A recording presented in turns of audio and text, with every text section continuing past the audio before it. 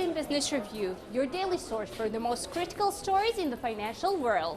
Tune in next time for the latest financial news impacting the world economy.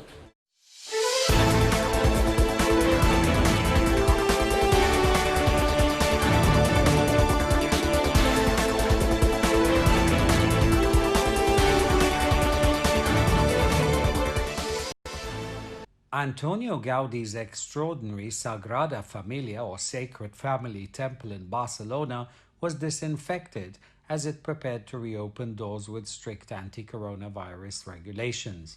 The unfinished temple, which combines Gothic and Art Nouveau styles, will reopen after 3 months in 3 phases, where masks, hand sanitizing and social distancing will be mandatory.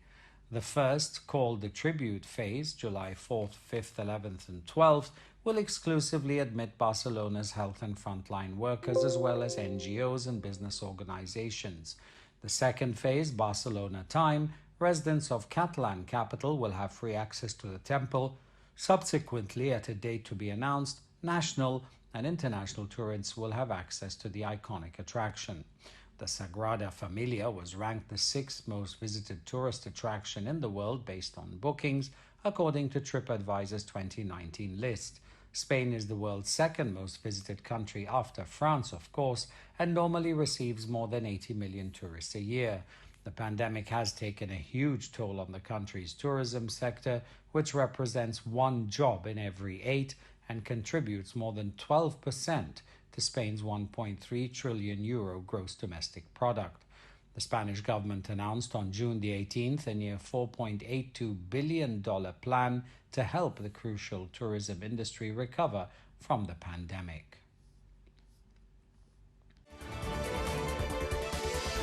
Shops are shuttered and streets abandoned. The island of Rhodes is pinning its hopes on a trickle of tourists to salvage what is left of a holiday season decimated by the coronavirus pandemic. One of Greece's busiest resort islands, the cobbled streets of the imposing medieval city of Rhodes town were empty this week. At this rate, only a few hotels will open this year, locals say. Greece opened its regional airports, including in Rhodes, to travelers this week. Manolis Markopoulos, head of the Hoteliers Association of Rhodes, said at present only about 20% of hotels are open, and the next 2 weeks will be an important gauge of how the season will perform. The picture on nearby Kos Island was similar. Greeks are optimistic something can be recovered from the season, banking on the record of Greek authorities in keeping a lid on the outbreak by locking down early.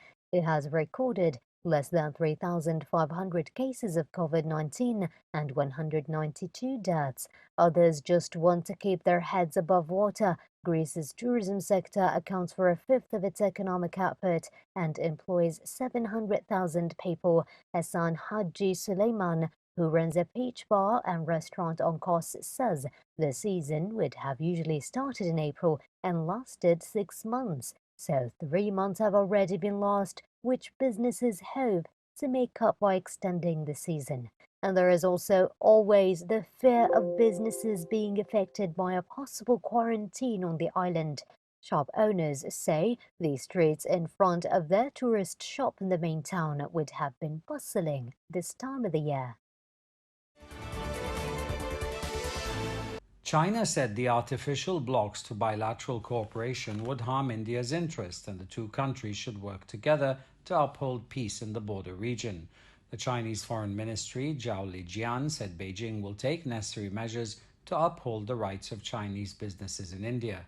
The Indian Prime Minister earlier flew into the northern Himalayan region of Ladakh, where weeks after Indian and Chinese troops clashed on their disputed border, escalating tensions between the two Asian giants. Modi, Prime Minister Indian Modi, who has been under pressure to respond to what India deems Chinese incursions, met troops at a base in Ladakh's Nimmo area. Officials said Prime Minister Modi was accompanied by the Chief of Defense Staff and Chief of the Army.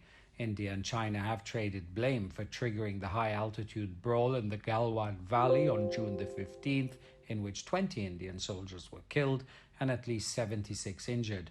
China has not disclosed how many casualties its troops suffered in the clash. Thailand's main Suvarnabhumi airport near Bangkok showed off coronavirus screening measures for arriving passengers as it prepared to welcome limited groups of international travelers amid the country's slowdown in coronavirus cases. Among the measures, the airport has created a virus lab capable of providing results within about 2 hours. Diplomats, government guests, representatives from foreign countries, and business travelers who have a clear itinerary and have planned a short stay will be among those that can be fast-tracked, meaning they will be exempted from the usual 14-day-long quarantine once receiving a negative virus test. They must provide a specific itinerary to authorities and hire medical staff to accompany them on their trip to the country. Switch Tanampalo, Director of Port Health with the Department of Diseases Control, said the country is slowly opening up with these two groups. Soon, the government will use the same test procedures with tourists. Forced to cancel a popular on-site tour due to the coronavirus pandemic, the Bank of Japan created a virtual one that takes viewers through the brick corridors, dome-roofed rooms, and even an underground vault of its century-old headquarters online.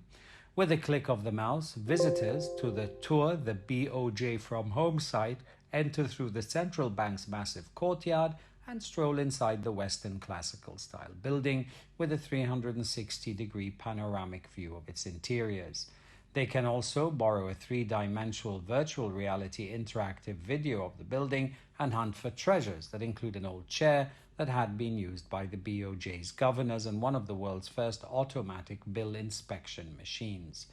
The virtual guide, available free on BOJ's website, was created after the central bank forced to cancel from March a popular tour of its headquarters that attracted 19,000 visitors last year, of which nearly 10% were from overseas.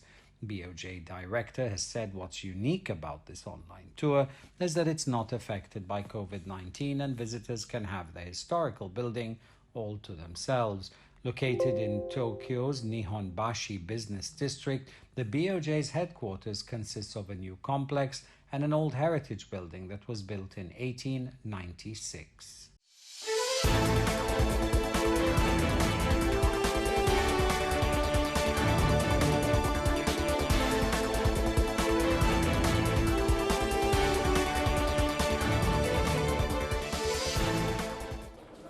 Business Review, your daily source for the most critical stories in the financial world. Tune in next time for the latest financial news impacting the world economy.